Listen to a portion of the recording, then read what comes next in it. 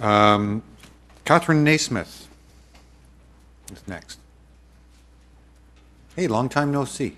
How are you? Very well, thank you.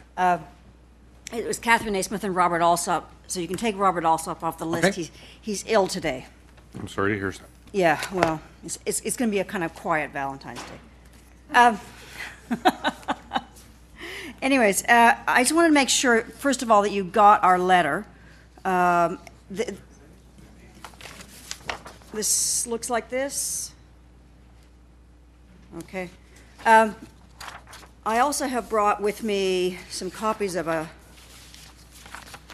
article that I did, an opinion piece in the Toronto Star from last summer, which I just want to pass those around as we're speaking. So if you've got the letter, I can't assume you've read it, but I'll try to hit the high points without getting too bogged down. The Ontario Capital Precinct Working Group, some members of council are familiar with us, some are not. At the bottom you see a list of our members. We have, partly beginning with the application for 21 Avenue Road and following up, have become very concerned about the impact of development initially the impact of development on views of Queen's Park. And we've been starting to talk about how important it is to look at not just the views, but the entire precinct. As a government precinct, it should have a lot of dignity. And so we've had a number of meetings, including Councillor Wong Tam has been attended. We've got representatives we've been working with Glenn Murray, and there's some discussions starting to happen about the precinct as a whole. We've also done some testing of the tall building guidelines, the height guidelines, specifically at looking at the impact of the views on Queen's Park.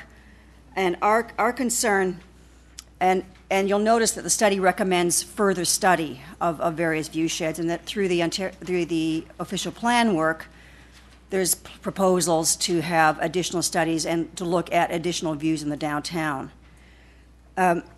So our concern is that the views that are set in the report haven't been fully studied vis-a-vis views and protection of view sheds. And if we get this wrong, our sense is if council actually adopts these heights as they stand, and then we discover through the studies that in fact we've got a problem, it'll be almost impossible to reverse. So that what we're recommending is that you not adopt the heights until the studies have been complete. And the other issue is that this report is very good about saying where tall buildings can go, but not as good at saying where they can't go. And so that, for example, in the white areas in the maps, for example, along College Street, it's not clear that these are areas where tall buildings should not happen.